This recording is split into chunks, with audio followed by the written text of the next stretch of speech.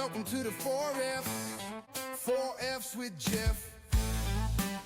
All right, so thank you so much for joining today. I'm really glad we got to make this happen. Podcast always starts the same way with this question, which is, where are you from? All right, so thank you for having me, Jeff. I've been looking forward to this. Where am I from? I was born in India and raised there. Spent the first 24 years of my life there. Yeah, and born in Coimbatore, just a small town in South India. I moved around quite a bit in the south of India. And eventually made my way over to Canada and then the US now. So small towns in India it's all relative, right? I mean, I interviewed someone not long ago and she said one from this town in India, several million people. And so is this like, tell me about how small of a town is this that you're from? Are you from like a one stoplight town? Yeah, so the city that I was born in, it's a city. It's not like super small town or anything, but it's kind of it's one of the major cities, but relatively smaller to the global audience. But I was there only for the first 5 years of my life. And then I moved to Chennai, which is I moved to Bangalore, which is very well known. It's a big city. So I grew up there for the next, I guess, I don't even remember. I'm like losing track, but I was there for many years and then moved to Chennai and spent many years there as well. Okay. So was Chennai the last city that you were in before you moved to Canada? Yeah. So you went to university, everything there. So my university was actually in Anantapur, which is another really small town in Andhra Pradesh, which is a state in south of India, close to Bangalore, actually. So it was actually a monastery. My family's been very closely associated. They've been spending a lot of time, learning about spirituality and visiting this monastery. So I remember doing that. And then it came to going to university. I did have some options of like entering into the arts, fashion, but ended up following my cousin, actually older sister, to go to the same university, which is it's a bit of a monastery. It's a residential, all women only. The schedules kind of wake up in the morning, meditate. Curriculum is also very much around sort of spirituality and awareness. That's fascinating. Is it closely tied to like a specific religion, or is it tied to just general spirituality and personal awareness? Yeah. I'd love to hear more about that. Yeah, so it's not really tied to any particular religion, although we had influences from all major religions. So we had, we chant the Vedas, we celebrate Christmas, Eid. So, it was very kind of respecting all faiths, but mostly it was a spiritual sort of a belief system. And I didn't really appreciate it while I was there, I think, kind of what. Yeah, it's hard, right? It feels like a burden sometimes when you're younger. You're like, oh, this. If it's required of you, then there's this thing that you just have to do. And so please keep going. I think you were going to tell me a little bit about that. Yeah, so it was a very global kind of setting too, even though the monastery was in this really remote little village. We had, travelers from all over the world that used to come visit and spend time there. And we had also, what we call the canteen. We had an international canteen that served to the more global visitors. And we had the Indian canteen. So I guess I would have to thank that experience for having exposed me to various other cultures globally. And that kind of then became a core value of mine as well, to learn about new cultures. That's cool. So what did you study while you were there? So I studied Bachelor of Commerce. Bachelor of Commerce. Okay. Business. Okay. This tracks. That makes sense. All right. So something you mentioned just now is that you said you kind of had that to thank for your first understanding, or what became now your interest in other cultures, I think is effectively what you said. So that's still a big part of your life, it sounds like, some of those foundational things that you learned while you're at this university. And what was it called, by the way, the name of the university? Satya Sai Institute of Higher Learning. I see. Okay. And so, yeah, does that desire to understand and learn about global cultures, is that still a big part of your life? Yeah, it sure is. I guess that's kind of what brought me to Canada, and now San Francisco. I feel like, it's not really, well, there's a lot of different cultures, kind of a melting pot here. I'm just very curious to learn about people. It's part of also my career now. I can see that you're set to have a fairly curious mindset. The name of the university is Sri Satya Sai. Is that like a place or a person or? Yeah, no, Satya Sai is the name of the founder of Okay. the monastery. So he's considered a guru, basically a spiritual guru. All right. That's cool. I think that's gonna be super interesting, right? I mean, so what your folks they're pretty, you said they're pretty involved with this monastery already. So it was already a part of your life, or was this kind of an awakening to be really so deeply involved in a new what's the right word? Just a new situation like that, or like a new environment. That's where I was looking for. No, so it was kind of part of my family and my upbringing. My mom and my aunts were really involved in kind of the service aspects. So, I had exposure to it during weekends and, kind of got involved, summer vacations. My aunt, she would teach in the slums of Mumbai, kind of help kids kind of stay on course to complete their education.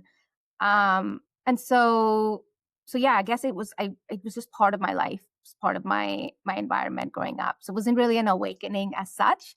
Though I will say, once I left and then went on to do my business school and my career, I kind of lost touch with that side of my life, of course, because I'd like stepped away and I wanted to find my own self.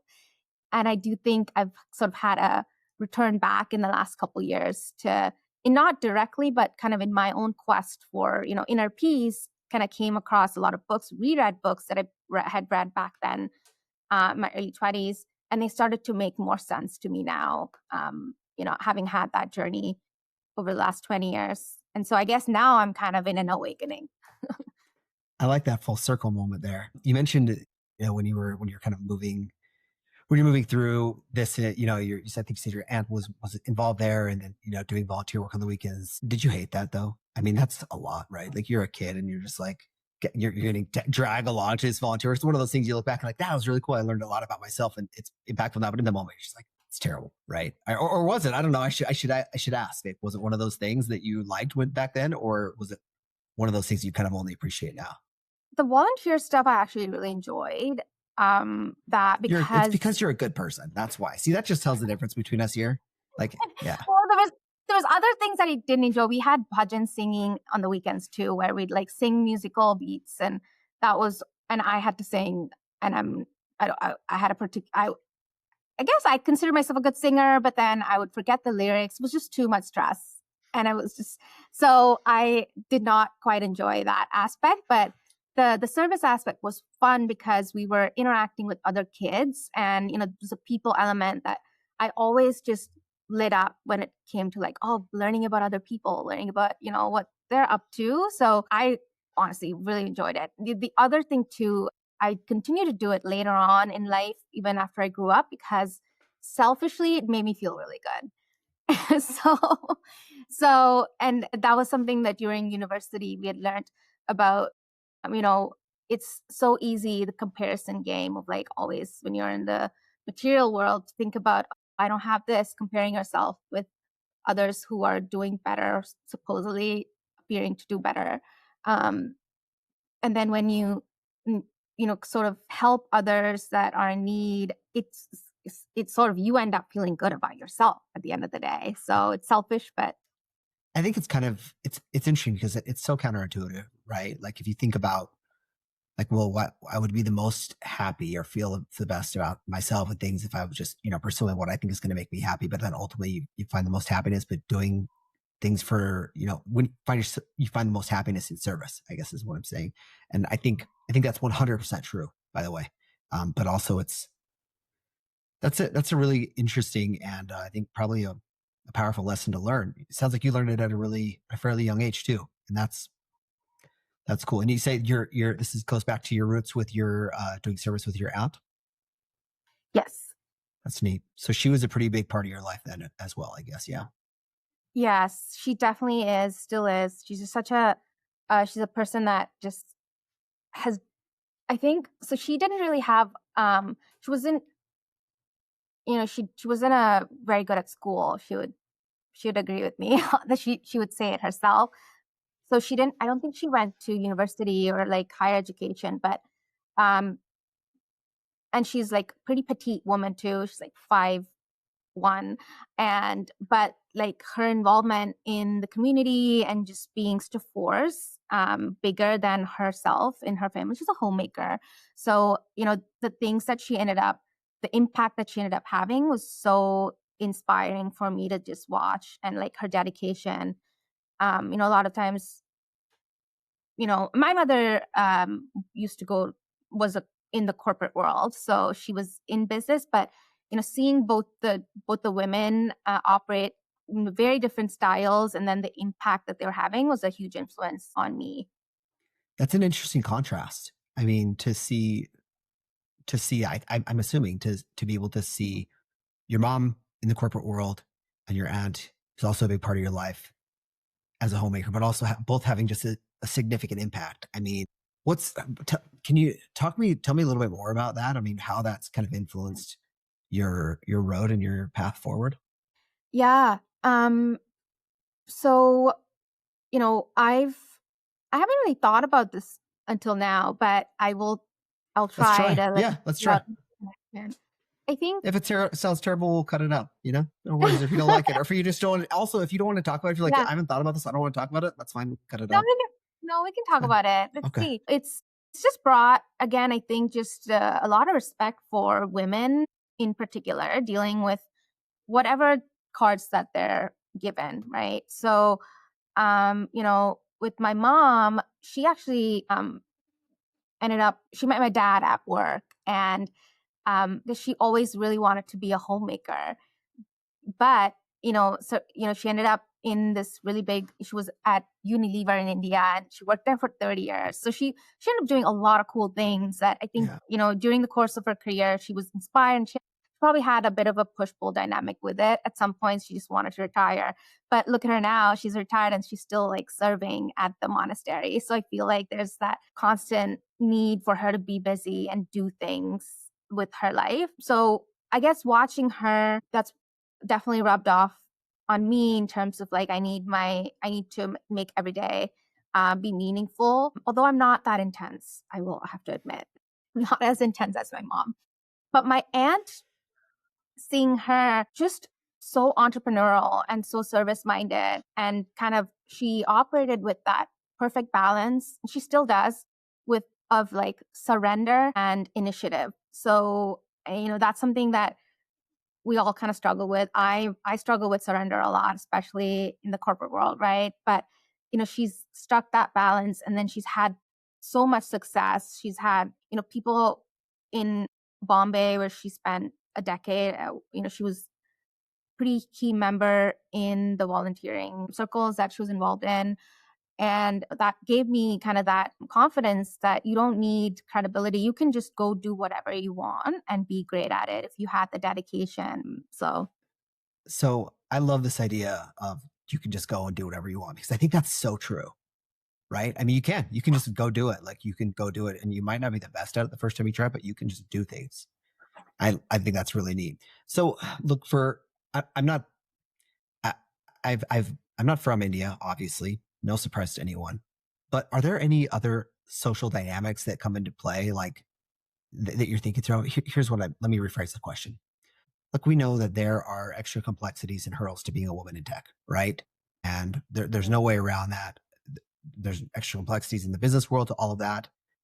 And so I'm curious, and you've had a great career. That's, so far, actually, you've had a great career so far. Is there like, I don't know, I'm just curious if you've ever kind of made the comparison to the influence that you've seen from your aunt and your mom, both successful women and doing their own in different paths, but in how that's kind of impacted or shaped your mindset as you've proceeded through your career.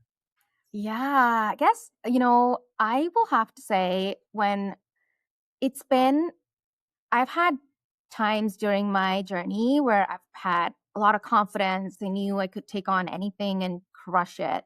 And then at the same time, I've had major phases of doubt. and imposter syndrome as well. And I think, just I've been really lucky to be in environments that have continued to support me and sort of, built the has been really supportive for me to like continue to be confident and go after and can push through in my career.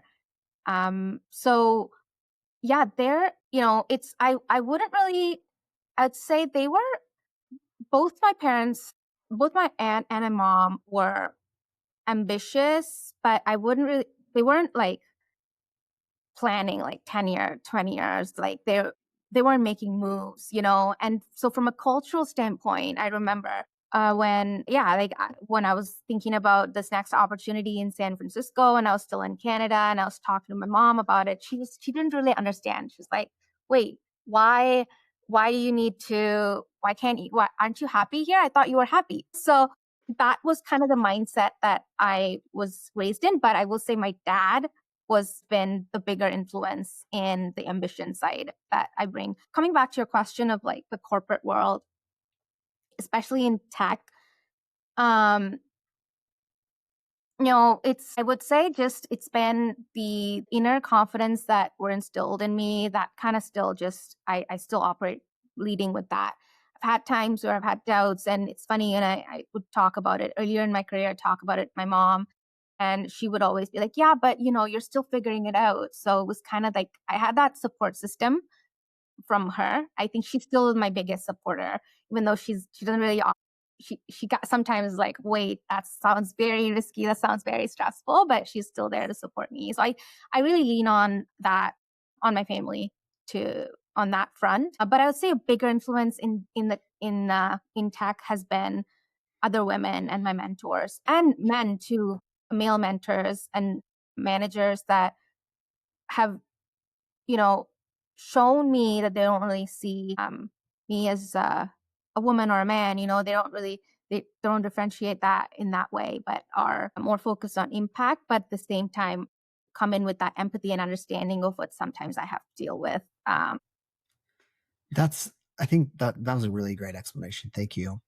So you mentioned mentors. Have you kind of, how have your mentors relationships developed? Like, have you been kind of intentional about seeking out mentors, or have they kind of just more organically happened over time?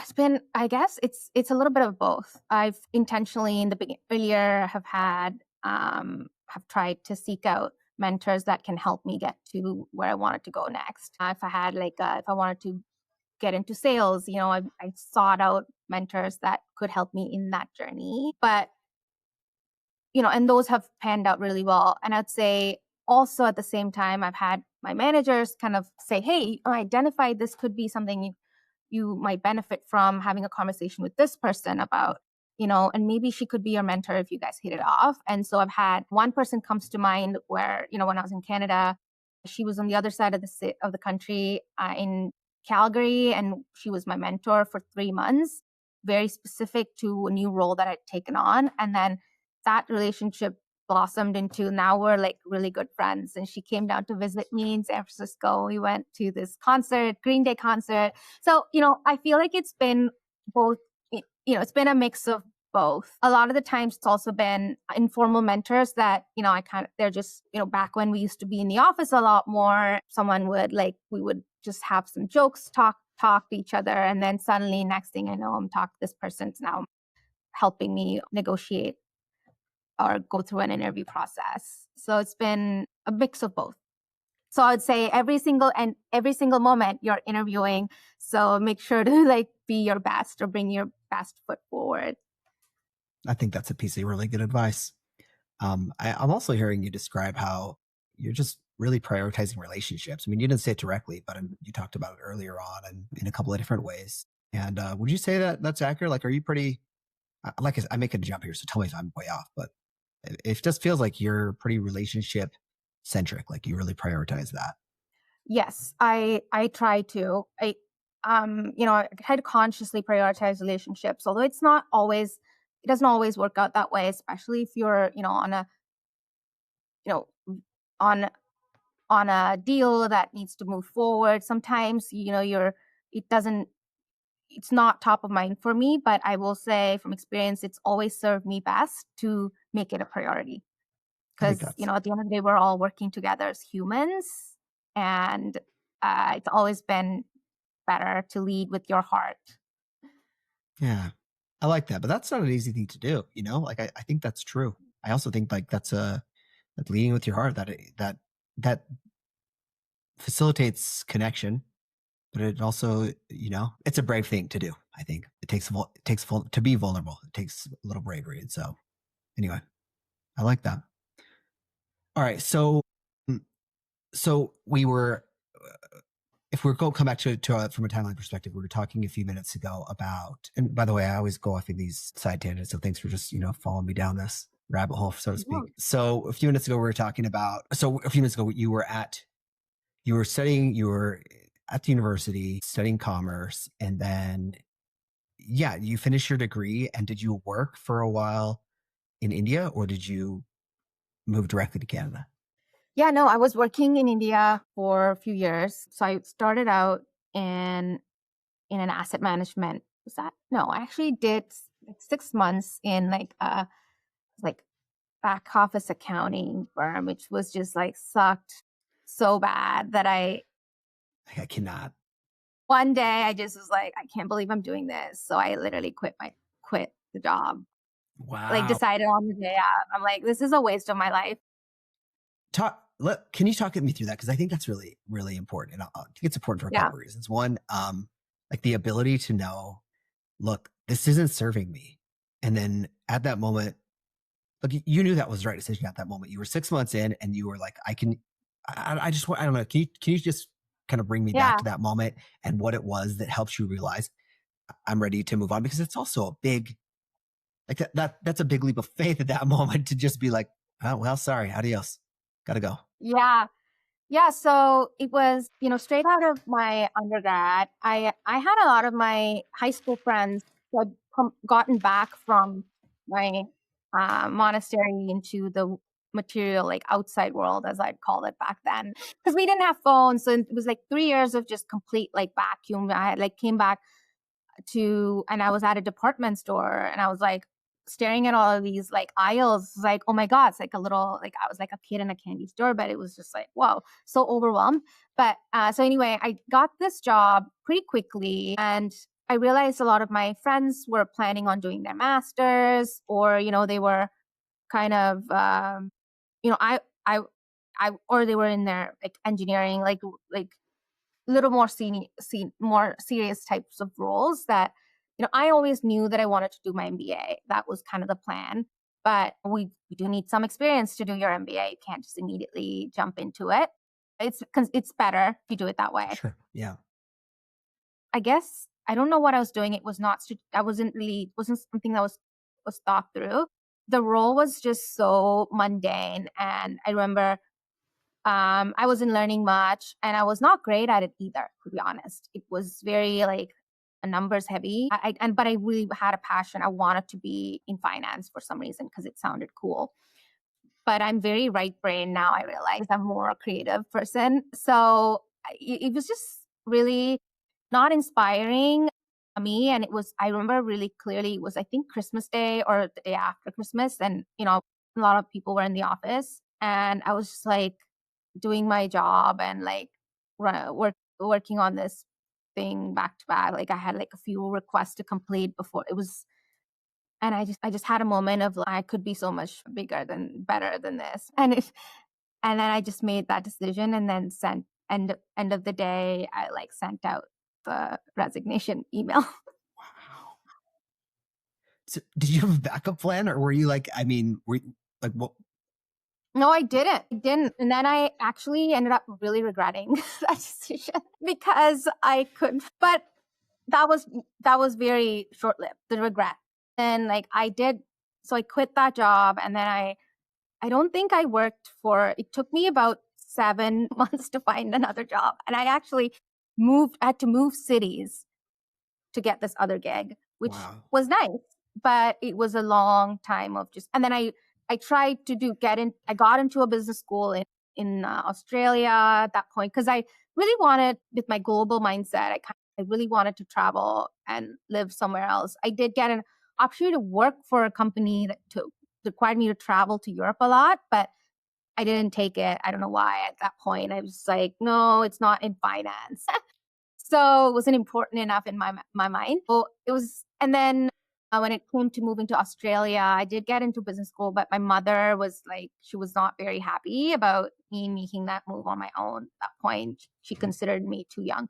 But, and it was Indian culture, Anyway, so I ended up, it took me a very long time to find this next job, and it was brutal, but I don't have any regrets.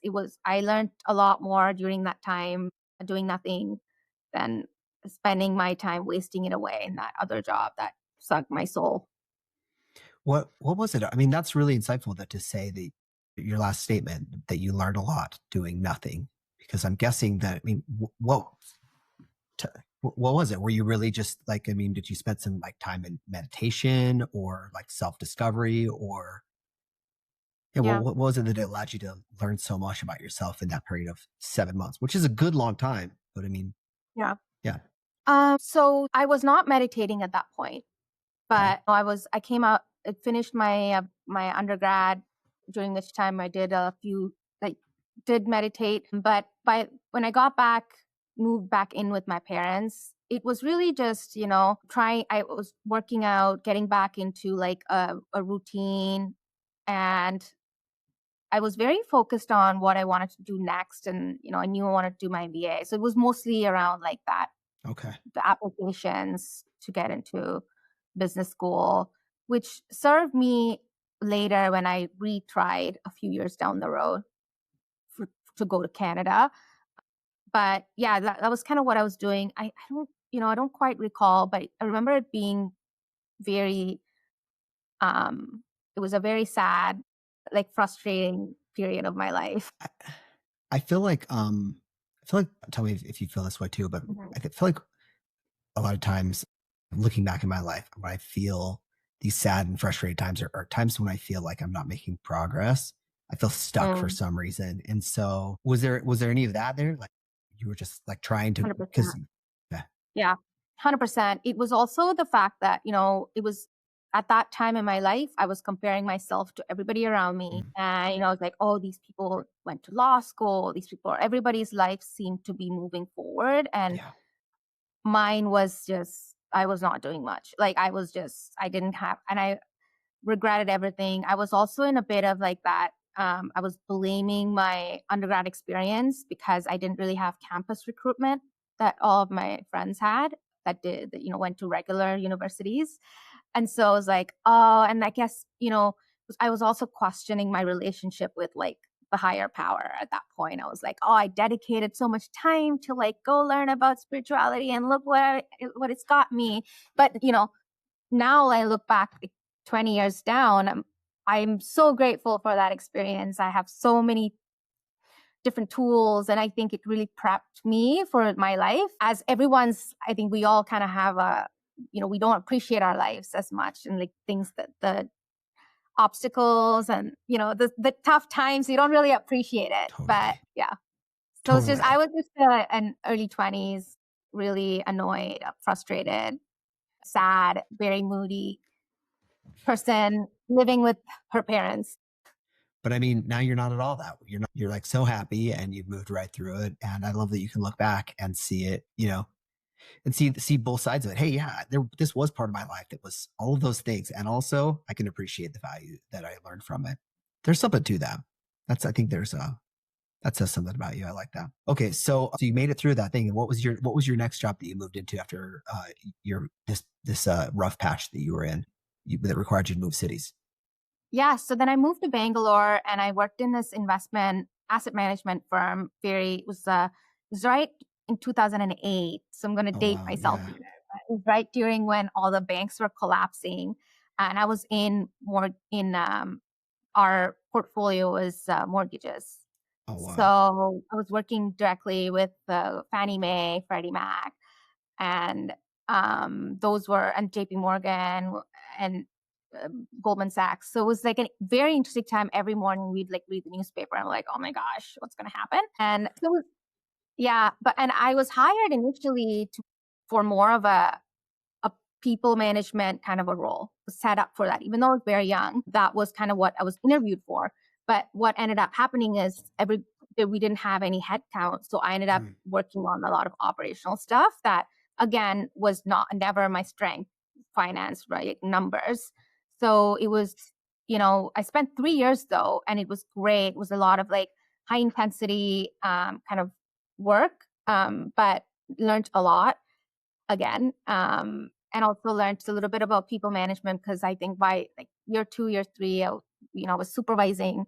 So it was, it was, great time there, and living on my own in Bangalore.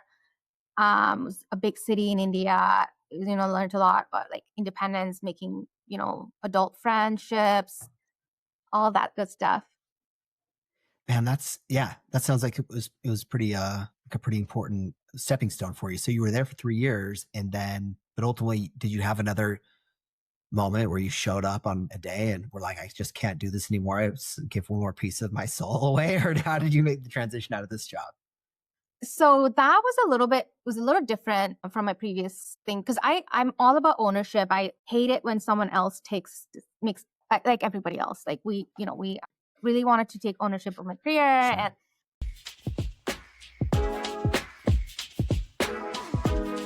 you're like, okay, I got to do this. I got to get back home. And you did. Yeah. Wow. So I did. It was not, it wasn't really a fun decision for me. And, I definitely resisted it as much as I could. But I was also, my health was at that point, I was burning out because I had to work sometimes late into the night because our clients were in the US. So, in the end, I mean, whatever, like it worked out, but I ended up actually quitting. And then joined my parents on a trip to the Himalayas. So that ended up being a really fun experience. I took the summer off that year to travel with them and go to the Himalayas. So I'm a Sagittarius, so I love travel and exploring anything new. And that was super cool. So ended up doing that, came back, and that was, and then figured out my move I actually moved to Canada at that point. And then, sort of it was family supported, and that didn't really work out, but I really liked Canada. And so then I moved back to India and then worked there for a couple of years in Royal Dutch Shell.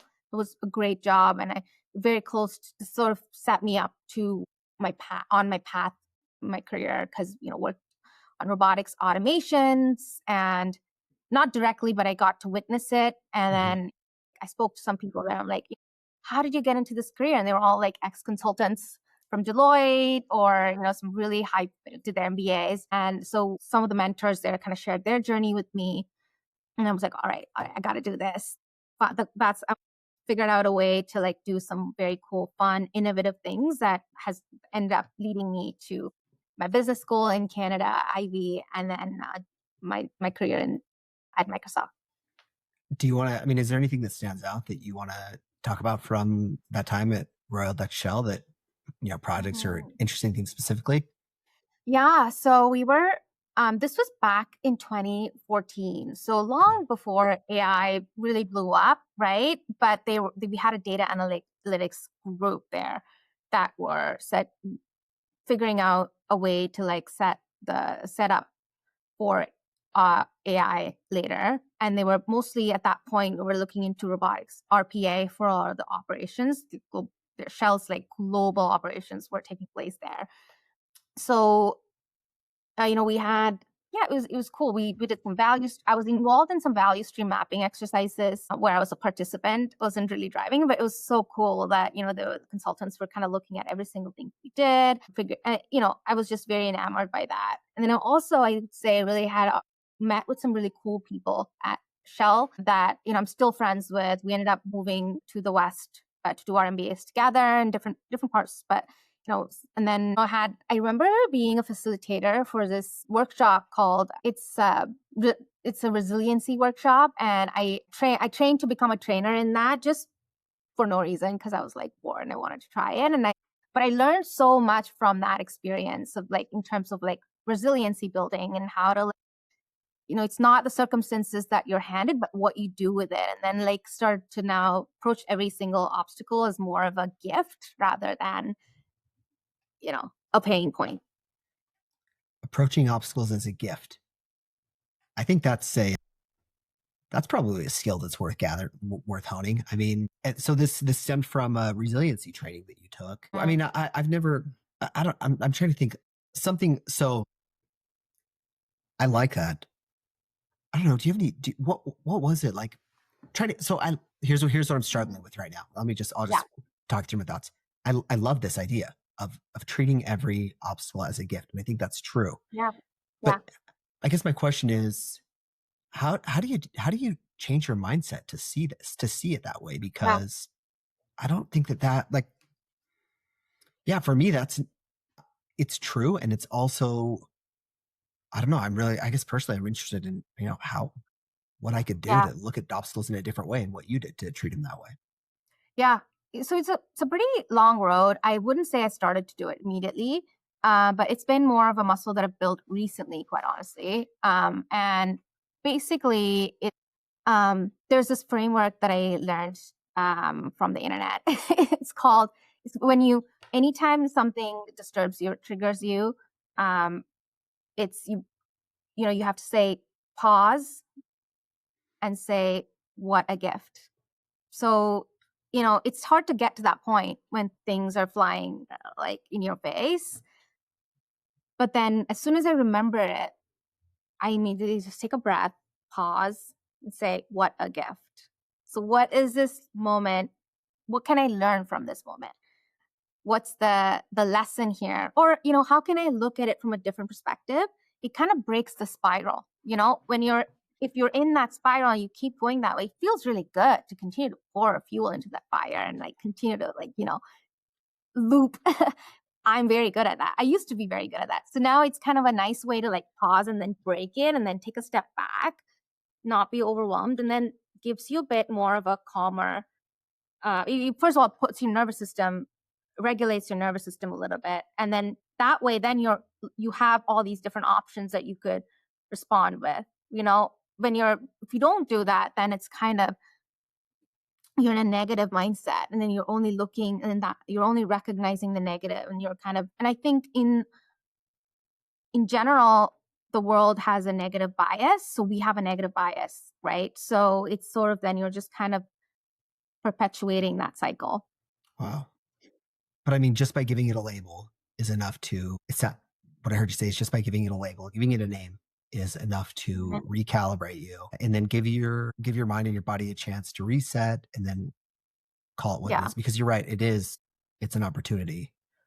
Yeah. Disguised as a hurdle. Wow. I love that. Yeah. Thanks for breaking that down. I love that. I'd love to talk more about that too. Tying it back to like, it's hard to catch ourselves in that moment and giving it a label for us to like come back to our regulated nervous system, right? It's tough. But what helps is to have a regular meditation practice to like, when we do that and we kind of sit still, definitely it's a muscle that you build, right? Be able to sit still and not get, I would say the analogy is not get taken on a walk by a dog with a leash, which is your mind, right? Yeah. So like essentially, so by sitting still and bringing our focus back to where we want to focus, it's a muscle you keep developing, then it gets easier to pause and take a step back. So that combination really has helped me to start approaching problems more as a gift and as an opportunity that is happening for me rather than to me. So you mentioned this is a muscle that you've been building more recently. So is that what you've been working when you say that the way that you've been building that is through your meditative practice, or is it a combination of that with other things as well? Yeah, primarily through my meditation practice, and then I've also been incorporating some breathwork recently as well. So I would love to hear about both of those things, if you don't mind, about your breathwork practice and your meditation practice. Yeah, absolutely. So I have I knew about benefits of meditation since, because of my upbringing and having witnessed or heard about it being very important to sit still and, getting to know ourselves and all that, but really had not had the opportunity to do that. I would say, I did have many opportunities, but I didn't really prioritize it until recently, fully head on. I think I was on the Headspace app, meditating for 5 minutes every morning, on and off here and there over the last 10 years. Recently, 2 years ago, I came across a meditation technique, which was very easy for me to do. And I think it's important because, our brains are all wired very differently. And there are about 100 different techniques. It's about, the ones that work well for you. It's, you just, when you find it, you realize how amazing it is. And it's sort of just, it's not something you sit there and do, but it's really just a different state of consciousness, just like how when we go to sleep, we drift off into a different state. And, when I started to look at it that way, it became very easy and actually a very fun exercise to do every day. So I was kind of looking forward to it. So started off with that kind of practice, just bringing our awareness behind the eyes and then grounding our body, imagining a tree trunk growing roots from underneath you into the earth, the center of the earth. So that way you're like kind of grounded into the earth, and immediately that feeling just brings a lot of peace. I don't know if you're feeling that, and then to like start to bring our awareness behind our eyes just gave me a lot of peace just by doing that one time.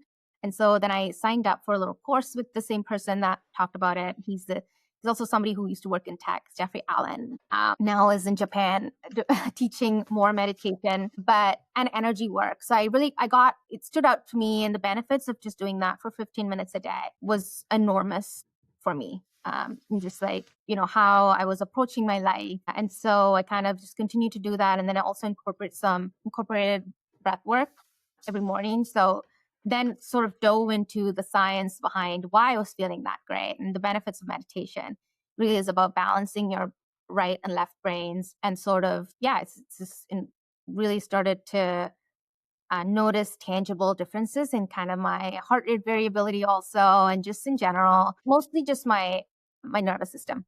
So you're taking such an analytical approach to this. I really like this. So you're not only doing the work, but you're also measuring some data. You're tracking your HRV associated with it. And I'm curious, what do you use to track that? Do you have like a wearable that you use, or like your so I got the Oura Ring. Okay. So it kind of gives you, and it tracks it. So if, I've looked at times when, work was extremely stressful, my HRV is like really bad. And then when things are a little lighter, and I have the time to prioritize my meditation practice in the mornings, then I visibly can see it going up. And in fact, we talked about it offline a few weeks ago about my retreat. So when I came back from my meditation retreat, my HRV just went up by like 10 points, which apparently wow, that's significant. Yes, that's really, really significant. Wow. I say yes like I'm an expert. What I'm phrasing. I think that's really significant. So please keep going. So 10 points from what? Wow. Yeah. And then 1 week of meditations, right? And we were meditating a lot, combined 35 hours over that week with breath work. But, I will say that it was since then kind of gone back to what it was before my retreat, but it was quite significant jump there. And I have to see what it's like next time I go. That's amazing. So you're, what do you remember some of the earlier practices of meditation that you've tried that did not work for you as well, or kind of what the difference was? Because frankly, like I haven't had a lot of success meditating. Breath work, yes, no question, but I haven't had a lot of success with meditation. So I'd love to hear your kind of I love your analytical approach. So any lessons learned from that? And I know, like, what works for one person might not work for someone else, but anyway. Yeah. So I've tried the like, no offense to the app. I think it's a great app, Headspace, where there's a little bit of guidance, and then you kind of sit still and just like, you put a timer on. I think it was more my readiness for it. I just was not ready to do that. It felt very much like a chore to just sit. And I wasn't really seeing any results. I guess I might have felt better, but it just was not tangible. It wasn't like, whoa, this is amazing enough for me to continue to do it a lot. Sure. So that was that. It didn't feel enjoyable. It definitely felt like a chore that I had to get in to feel better. And then there was a center across the street from me in Toronto that was called the Mindset Brain Gym, which was amazing. Again, they had breathwork practices, Wim Hof breathwork, and they had meditation teachers come in and like take you through like a 20 to 30-minute meditation. And we also combine it with a Muse app, which is like a headband that will like measure your brainwave states and how many times you got distracted and how many times you brought yourself back to focus. So that was very intriguing for me as a tech, someone works in tech. And I'm sure you can relate that, I was addicted to it. Like I would go in and look at my score. So that's what kind of brought me back into meditation and really got me excited. And then I remember doing a breathwork session, my first one there. And I remember crying at the end of it. I was just like, whoa, where's the emotion coming from? I'm not even that sad. So it was kind of like some block that got released. And so I was like, this is fantastic. And then the pandemic happened and they ended up unfortunately closing down. So it was really sad. And then I didn't really go, and then I lost my practice as well with that. So yeah. Wow. But it sounds like you're finding it again. And that's cool. All right. So we just covered a bunch of things. Do you have I've never thought about this before now. And if you don't have an answer for it, that's okay. But do you have a way that you think about the difference between the two, between meditation and breath work? Or are they, I don't know. Yeah. Yeah. So I haven't fully figured it out, but I'm currently enrolled to do a breathwork coaching training, but maybe we'll have a bit more to share once I complete it. But so breathwork, when you manipulate your breath, you can activate your sympathetic nervous system or your parasympathetic nervous system through how fast you breathe or how slow you breathe, right? So when you slow it down, then you're now activating your parasympathetic nervous system. You're calmer, right? And when you're doing the quick breaths, then you're kind of activating your sympathetic nervous system. When it comes to meditation, I feel like it's more of just a grounding stillness that you're not really, my breath automatically slows down when I'm in in a meditative state. So I guess they kind of work hand in hand together. At the same time, I will say sometimes when I'm into doing a deep meditation for a very extended period, maybe 45 minutes long, when my brain waves change or when they go into gamma or they're in alpha, when I'm in alpha theta, then my heart rate kind of breath goes slower. But I've noticed that sometimes when I'm having some experience in my meditation, my breath kind of really goes fast and short too. So I guess there's a bit of they go hand in hand, but I haven't really figured out what the relationship is. I haven't either. Thanks for sharing that with me. And something else I was wondering about, you mentioned, again, this speaks to my lack of knowledge in the area. But a minute ago, you spoke about when you were meditating. I'm closing my eyes to think about it because that's how I envisioned it to be. But you talked about looking behind your eyes. And that's a really unique phrase. I like that. But I'm not, it sounded like there might have been, what does that mean effectively? I don't know. What is it? Is it something you have to experience? I don't know. No, it's more just bringing attention behind your eyes. So I guess there's, when your energy flows where you pay attention, right? So essentially we're just energetic beings. And if you're focused on a particular part of our body, then you're bringing a lot of your energy there. And if you're focused on a subject, you're pouring a lot of energy into that, right? So it's basically just your attention is kind of our currency. So when you just bring it back to behind your eyes, in my mind, what I think it is a lot of my meditation practices, the idea is to bring awareness to what's beyond our five senses that we are able to perceive the world that we are in. So when we bring our attention, and not necessarily away, because then that becomes more disassociative, but it's kind of you're bringing your perception back behind your eyes to then open it up to bringing it back to nothingness. to then opening it up to everythingness, right? Like beyond what, because scientifically we know that, there's a small percentage of light that is observable to the human eye, and it's like less than 1%. So there's so much that we don't even know or we can't even perceive. That's cool. I like bringing it back to the scientifics of it because, these things that sometimes I feel like we can't understand, and we probably don't understand all of it, but there's still something to it. Like there's, I feel like there's, even if it's science that we don't understand, there's something behind it. And so anyway, that's cool. Thanks for educating me on that. That's really neat. Okay. So you moved to Canada, you moved back, and let me rephrase that. Okay. So in the timeline, you moved to Canada and then you moved back. And then while you're back in Canada, is that when you decided that you went ahead and reapplied for business school? And then, okay. Yeah. And you mentioned, it was actually when I was back in India that I was thinking about, where I wanted to do my MBA. And I did consider Europe, US, and Canada. And then, just decided it was easier for me because I had already been, had a little bit of a network there. Sure. And so, and I had experience kind of applying to one of the schools while I was there. So kind of just felt like the path of least resistance at the time. Makes sense. And then you went. And so you packed up your stuff, went back, and by the way, you mentioned something that earlier on, that your early application to business school, like the kind of this pre-process that you did several years before, was really beneficial to it. Was there anything specific that really helped you there? Or was it more just, I've kind of pre-written my essays or whatever? Yeah. So lots to share there, actually. Maybe a full podcast on that.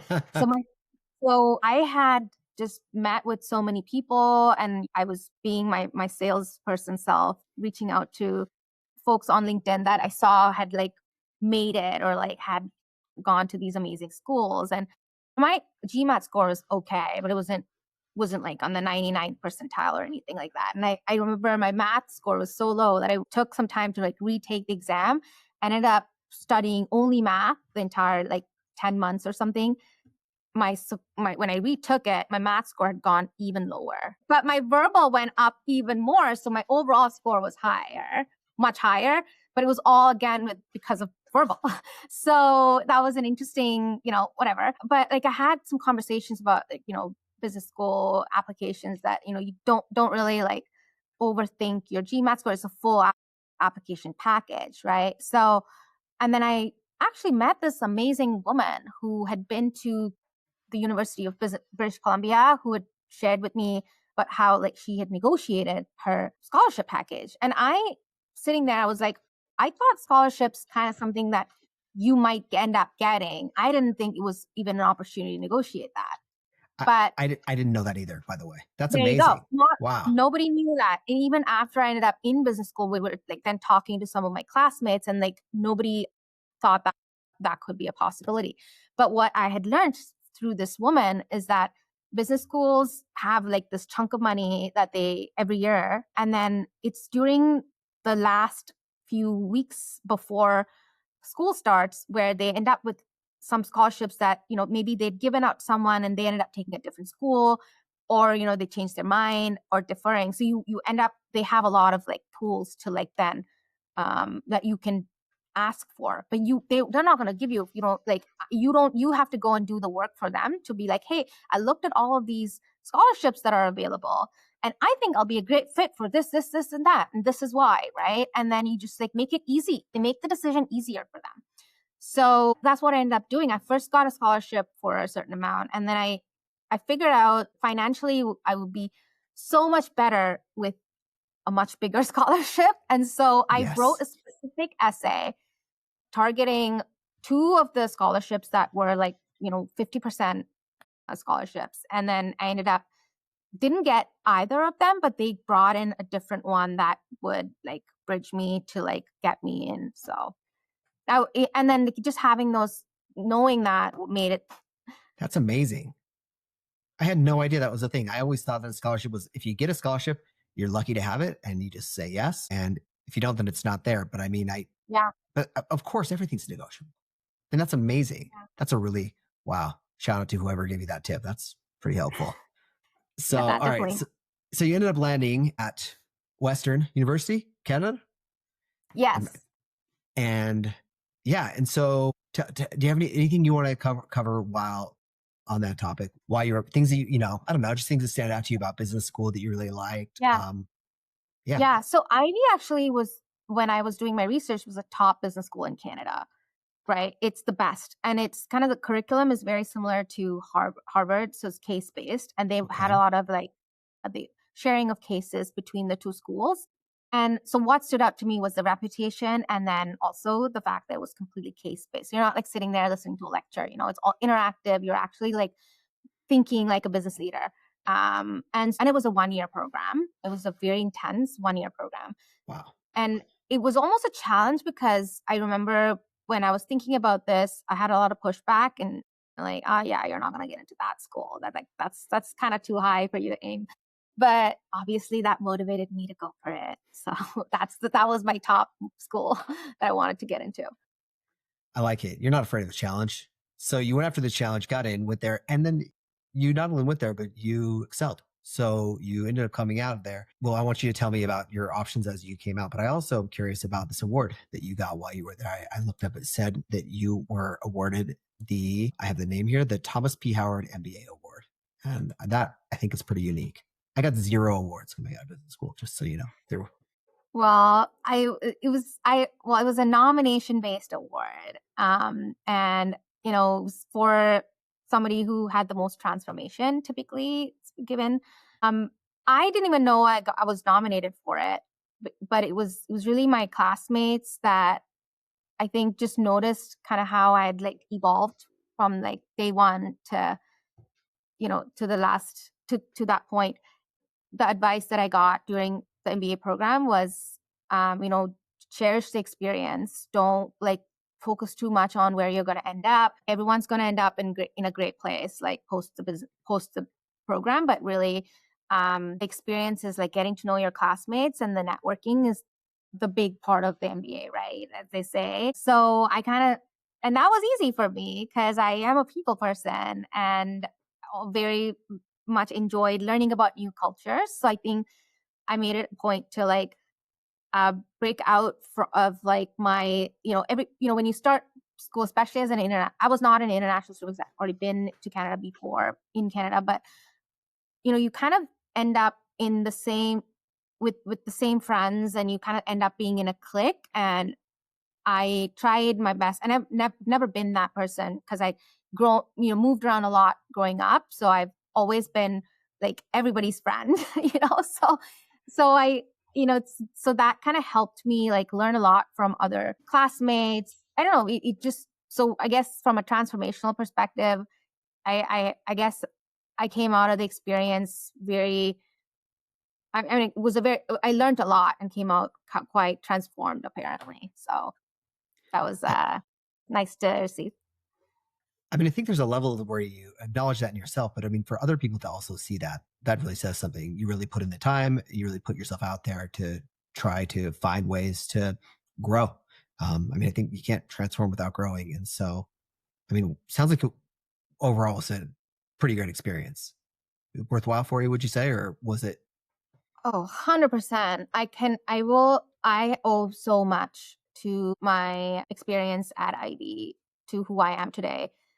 My best friends, my community that I was able to build in Canada, and to this day has been from that experience. I'm still the alumni president for the Bay Area chapter for IB.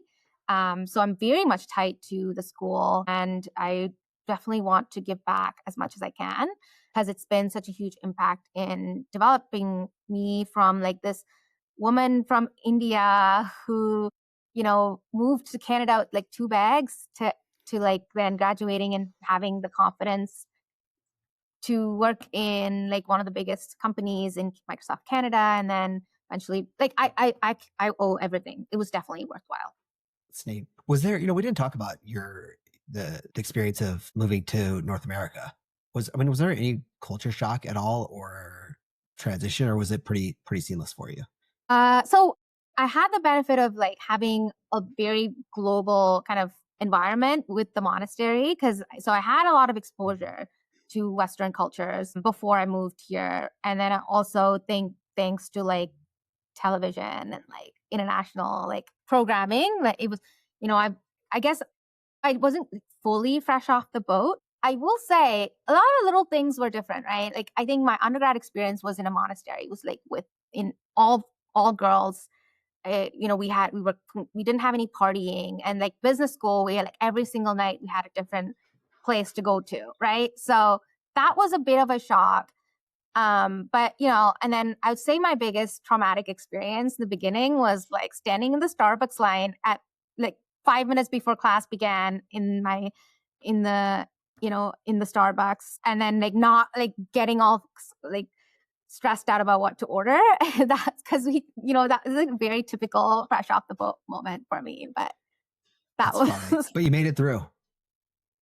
And now you know and your now Starbucks having order. ordered, yes. I'm very confident Starbucks order now.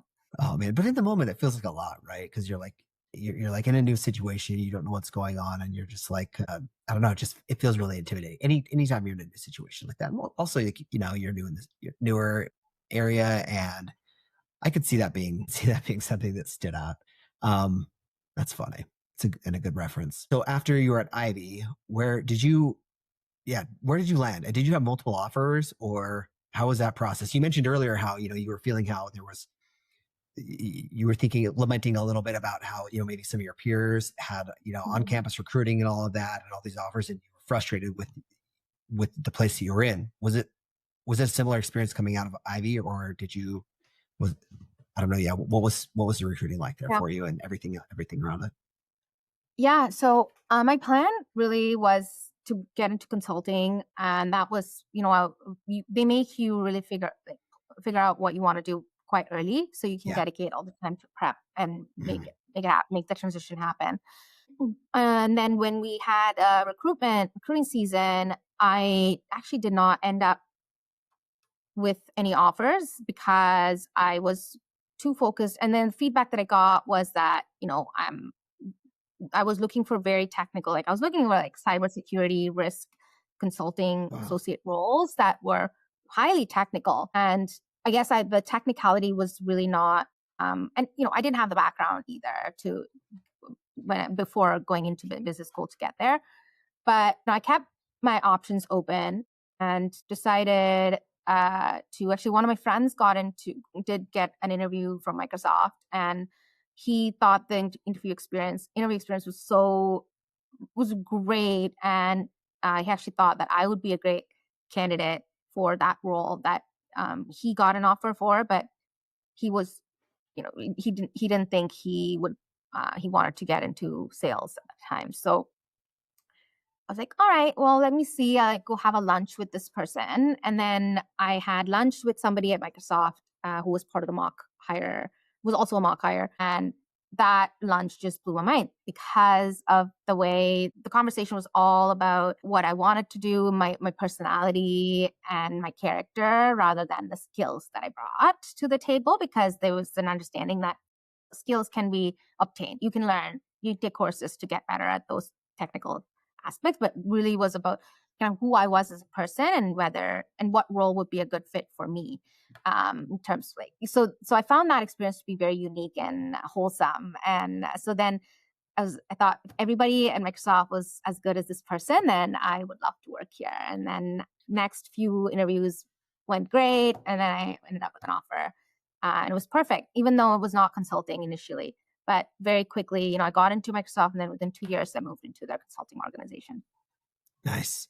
So, and so by the way, so the mock program, for people who aren't listening, it's the program for recently graduated students, right? Microsoft Academy of College Hires. Now it's called the Inspire program, I think. Yeah, right? Okay, Aspire. Cool, yeah. Aspire, yes, Aspire. Thank you. No, I said it wrong. Aspire, yes. Okay, so you joined and you said within 2 years you got into sales. And what did you do for the first 2 years? Sorry. So the first 2 years I was actually I was a business development manager / industry strategic partnerships lead. So we had different titles, but essentially what we're doing was we were tasked with going after the 87% white space in the startup and small medium business corporate segment for cloud that was not taken by. Sorry. I totally messed that up. Yes, that was the white space that was taken up by AWS and Google Cloud, not Okay. Microsoft. Microsoft had a 13% market share at that point Wow. in that segment in Canada. But we ended up, our task was to go after all of the startups that were just starting to build and be born in the cloud, and also figure out like large scale partnerships that could then help us build influence to support startups in Canada. That's a hard task. I mean, because, speaking a little bit outside here, but I mean, Microsoft is set up to serve the enterprise. And so, but also acknowledging it's super important. So to go after that customer segment, that's a tough problem to solve. But, like you said earlier, you're not afraid of a problem, went after it. And was it one of those things that you like, so transitioning out of that, was it one of those things that you were like, I can't do this anymore, this isn't for me? Or was it more just like, this is fine, but I want to do something else more? And so that, it's definitely one of my most favorite roles I'd ever done. And transitioning out of that was more so, people were noticing the work that I was doing, and they were like, oh, you could be doing this, you could be doing that, right? So it was kind of more the latter of, okay, what else could I go do next? And that became sales. Yeah. Yeah, it became sales for enterprise consulting. Yeah. Okay. So for those who maybe, haven't worked in the organization, like I have the benefit of, crossing past you there at that time a little bit, but what is the difference between in your first job, business development, you're working with partners and developing strategic relationships to help gain traction or, gain share in this cloud market for startups and small, medium-sized companies. Yeah. When you change that kind of sounds like a sales role. Yeah, But it was a it's sales not. role. Yeah. Okay. Yeah. It was, so it was just like, it was not really, it was not, it's still, I would consider it a sales job, but a sales role, but it was kind of more, but we weren't like closing, I wasn't like signing deals. We were signing contracts still, but it was kind of, it's a bit more, I would say, business development partnerships. Sure. So it was not just based on like how much you, like a dollar amount of how much you sign at that moment. And we still have quotas. We still had targets to hit and all that. So it was basically a sales job, but you're carrying a bag, but you're just not called a seller at that point. We were called like business development managers. I know. Okay. No, that makes sense. Thank you. Okay. So that role actually has now evolved to become a full sales role. Now they're all called AEs. So yeah. Okay. That's interesting. So was that role morphed into an AE role, an account exec role? Yes. Interesting. Now that's said, do you kind of wish that you were still in that role, or do you? No, well, you know what? It's definitely a role that I would love to go back and do, but if I had the right opportunity to, but Sure. I'm still, what I ended up transitioning into and have been doing for the last maybe 7 years has also been really rewarding. Well, tell me about a little bit about that, if you don't mind, what you've been working on and anything. Yeah, just start with that, I guess. Yeah, so moved into the consulting organization where, your customers are basically the largest enterprises of the country.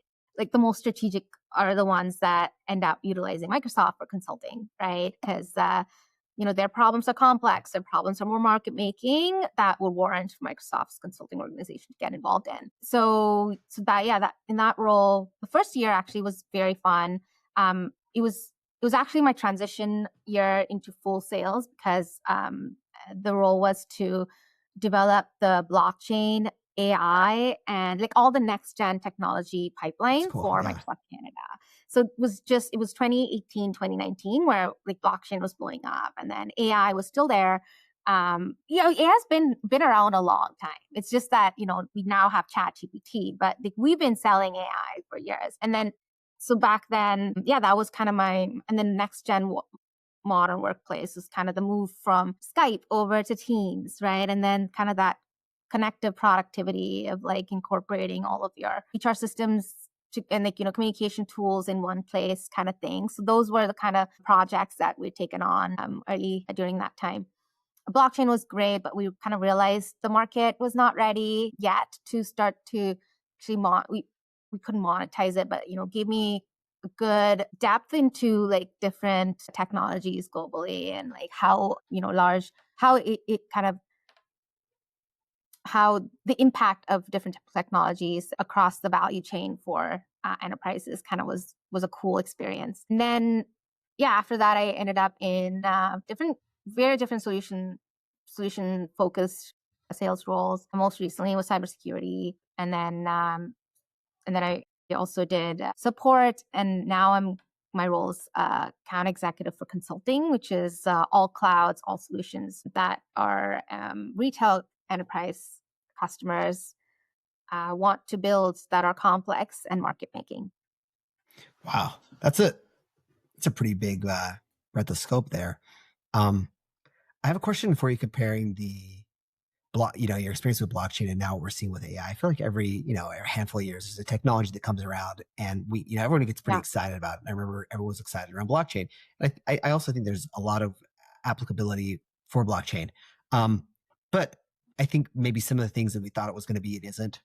And I also think we're seeing a similar excitement around AI, right? I mean, maybe even I should rephrase. I think we're seeing an even bigger excitement around AI. I'm just curious your personal thought on AI, and if you think it's really going to turn out to be, just where you think it'll be, like, and also, I don't know, maybe you being actually experienced in working with customers and blockchain and other things. Maybe I'm completely misreading that. Maybe blockchain is exactly what we thought it was going to be. And No, you're right. You're right. Because blockchain, it was very similar back then in terms of like the hype, but I think we've had more sustenance with AI now, which we didn't have with blockchain. The use cases were across different functions back then as well. Mostly within the supply chain area, but across all industries, we were seeing that. Especially in Canada, banking is a big part of the Canadian government, as well as agriculture and manufacturing. So all of these industries were highly, highly impacted by what was to come with blockchain. What we found was that there were on the one hand, it was a cool, shiny new object, right? Because we had manufacturers still transacting through written checks, right? So it was kind of a huge kind of bridge there from that to blockchain. And then agriculture has a lag time of 5 years of like watching your neighbors go through a new technology, and then they'll like assume it, take it on as well. So that was kind of what we were battling with blockchain, especially in the industries that it served. I saw a lot of traction in banking, of course, because they were building teams that were to run their own blockchains, but they were just not ready to start to pay for it because in terms of like the business value of the impact of that technology, I don't think we were able to realize that for the customers. But we're seeing a lot of the realization in AI happen more quickly now because of its direct impact on revenue. The breakdown. So like top line and bottom line impact is like so evident with AI these days. So really, and just quickly, so huh? That's amazing. So we're seeing.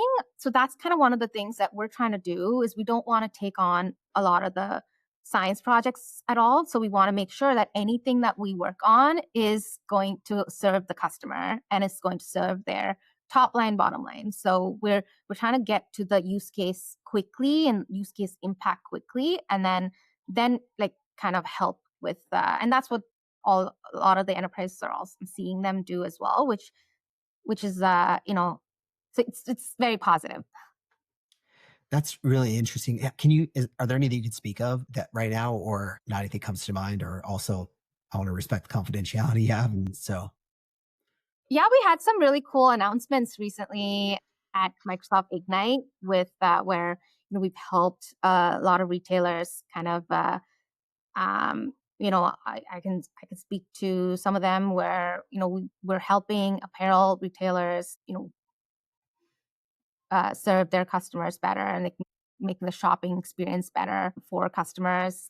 Yeah. And then also with like restaurants that, fast food chain restaurants or grocery stores to helping them keep their produce fresh through use of AI. So that's like such a big spread there from clothes shopping to keeping your produce fresh. Like, I mean, I think what I'm hearing you say is that the applications for AI here are completely so widespread. Do you think there really is? Do you really think this is one of those times when there is a first mover advantage then? I mean, I know, from a case study perspective that there's always the first mover advantage and then sometimes there's a second mover or later advantage, but you think this is a first mover advantage? Yeah. Wow. So I feel like there's the first mover advantage. There's definitely an advantage of like being, the second but better solution. So if you're the first mover and you fall flat on your face, then that's a risk as well. It's true. Yeah. It's true. So it's kind of one of those times where we're having to like move really quickly, but also have everything in order while we move quickly, because the risk is very high too, especially in retail, right? You're dealing with a lot of consumer data and cybersecurity. The threat models that we've had so far have not been, a lot of our customers haven't built their threat models for AI yet. So, we've got to keep moving fast on the AI front. At the same time, make sure that security pieces are all also catching up. And I think that's kind of a unique advantage that Microsoft has, because we are kind of, we have really strong practices in both areas. Yeah. I mean, that makes sense. And I can also see it being a great, like, I can see it lining up well for you. Like, you have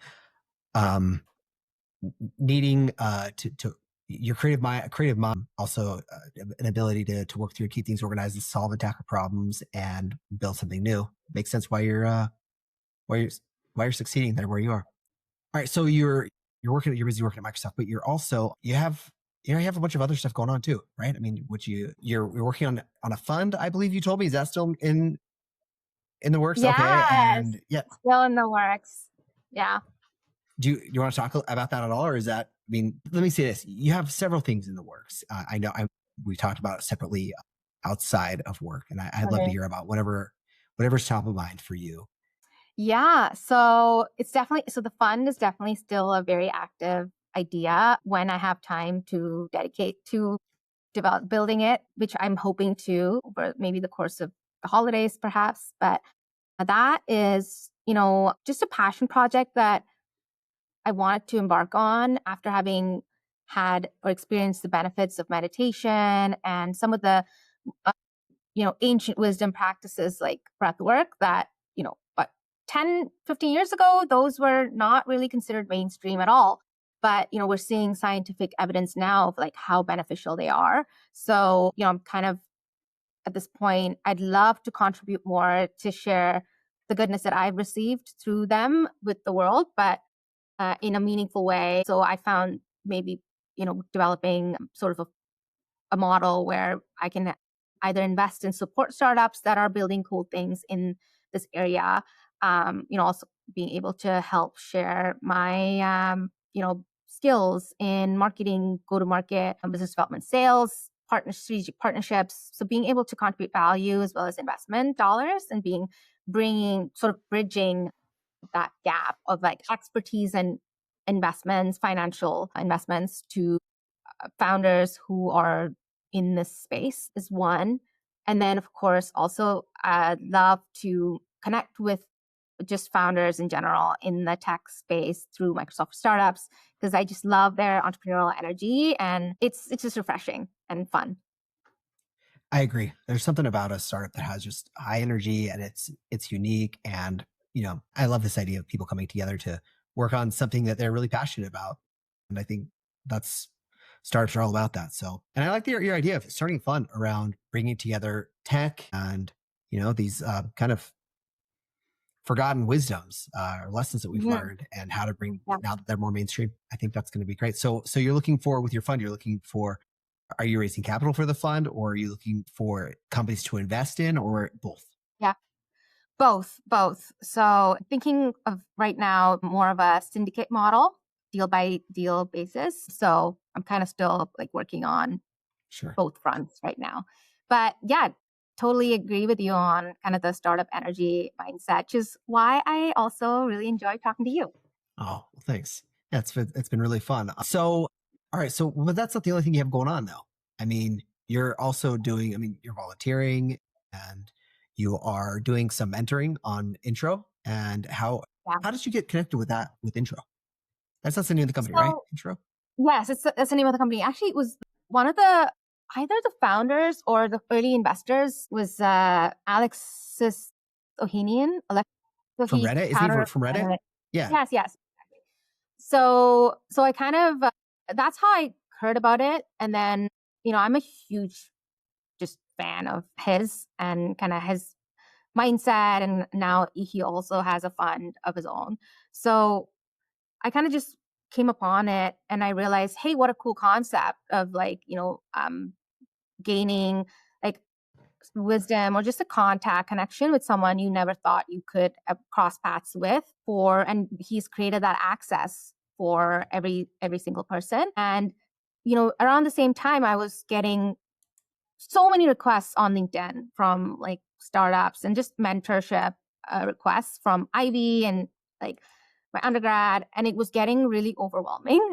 And so I kind of thought this could be a great model for me as well to put my time out there for people to engage with me in a more meaningful way, because it's easier than going through like hundreds of messages on LinkedIn, right? So yes, and that's kind of how I signed up for it, and it's been really cool to meet with some founders and recent MBA grads that have, and it's been like fun conversations as well. So I get as much from it from what I'm looking to share with them too. That's neat. So people who want to, they can reach out and they can find you on intro and they can grab a meeting with you. And if someone who's looking to get into any of these areas that we've talked about, they can grab a few minutes with you and get some of your time and get some good advice. That's the takeaway? Yeah, basically. Wow. That's tremendous. I love the idea of removing a barrier to getting access to people like that. I mean, someone who wouldn't otherwise maybe they're earlier in their career and they're looking for just a piece of advice. I think that could be really, really beneficial to be able to get a quick meeting and a connection point with you. That could it could really, really trim years off of what you're trying to accomplish by just get some advice from the right person. So, wow, I'm glad that you're doing that. I like it. Well, what else? What are you excited about that's coming down the pipe? Either at work or just your fund or anything in general. Anything else that we haven't covered? I guess what I should say this. Anything? Let me rephrase it. Yeah, as like a side question. Anything we haven't covered yet that you want to cover? I feel like we touched on so many things that I haven't even thought of in my entire life. So no, I feel like we've covered a lot. And what I'm excited about now is just continuing to lead with my heart and continue my journey of like understanding who I am as a person. When I look back, and this is sort of some of the recent things that I've been working on for myself. We look at our lives, we are all we're born as perfect beings, but then like our brains are so malleable. They're so, when we're young, you have kids, you probably know more about this, but we're constantly in the alpha state of brain, which is alpha waves are so, it's like the window to our subconscious is fully open in that state, right? So kids are absorbing a lot, and early experiences really shape how our brains kind of think and how our brains function and how we see the world. So really a lot of the work that I've been doing recently is to go back into my subconscious and like, think about my initial programming and kind of like look at it in a more neutral lens to basically expand my horizons beyond what my original programming was. And it's like an interesting little experiment that I had learned about, which is the kitten experience. I don't know if you've heard of it, where they grow, they put few kittens into two different groups, split them into two different groups, and then grew them in complete darkness, with just exposing one group of kittens to horizontal lines and the other one to vertical lines. And then when they brought them back into the outside world, the kittens that were only exposed to horizontal lines would bang into any horizontal surface. So they could not see the horizontal, actually that's wrong. They would bang into vertical surface because they only could recognize what they had seen, just horizontal lines. So anything vertical, chair legs, they would bang into it. They couldn't even see it. So that's how our brains wire. So they only and then the other group of kittens that were only exposed to vertical lines, they couldn't even see anything that was horizontal.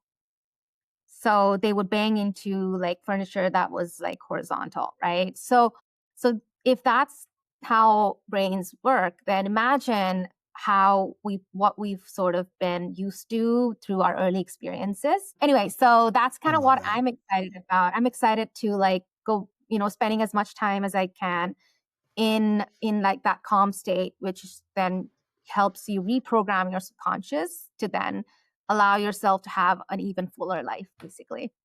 Wow. Retraining your brain to have a fuller life. I love that. And I think that's probably all the way true. I mean, we see what we want to see, what we focus on expands. And I'm sure that's the case all the way from the very first time we opened our eyes. Wow, that's really good. I think that's just a great. I'll send you that experiment. Please do. Yeah, that's amazing. My That's really cool. Well, I just want to say thanks. I super appreciate this. This has been awesome. I've learned so much just about you as a person. And I feel like I think people are really, really going to enjoy this. Yeah. Thanks for your time. Thanks for everything. Thank you so much. Appreciate being here, and really love your podcast too. I've been listening into a few other ones. So excited about what's to come for you. Well, thank you.